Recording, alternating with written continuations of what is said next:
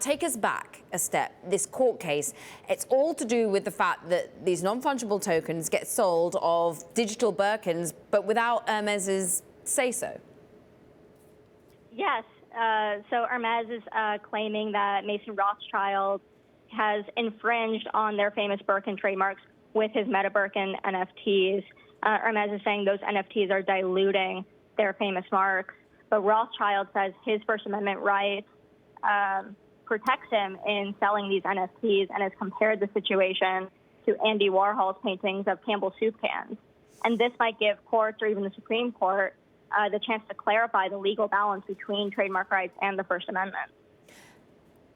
Your view on how courts usually balance these sorts of trademark rights versus the freedom of expression? Right, so courts have said these types of cases should only go in favor of the brand if the trademark has no artistic relevance to the work, or the artist is explicitly misleading consumers on the source of the work. Appeals courts are inconsistent on how they apply this test, and it tends to favor artists. Attorneys think Hermès might have a better shot, though, because consumers might be confused about whether or not the actual Birkin maker is associated with these MetaBirkins. So many other brands have gone into the space, like Adidas and Louis Vuitton. Yes, of course. The fact that many a company right now wanting to ensure that its presence is felt in the metaverse, Nike, another key one. I'm interested in the guidance, the potential guidance coming out of these rights. How do you think it will impact going forward?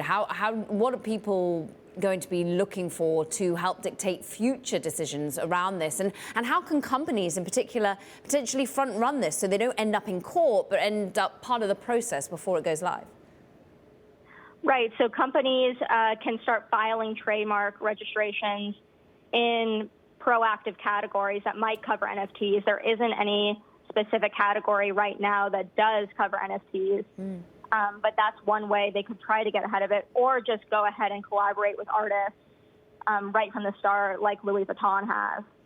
Otherwise, people are watching this case to see if the Supreme Court or another court does clarify this test that might give brands a better outcome for these cases.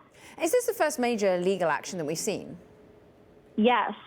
So there have been other suits involving NFTs and artist rights, but Hermès is the first large company, really high-profile plaintiff to take on this case, which is another reason it might be enticing for a court like the Supreme Court to eventually take on.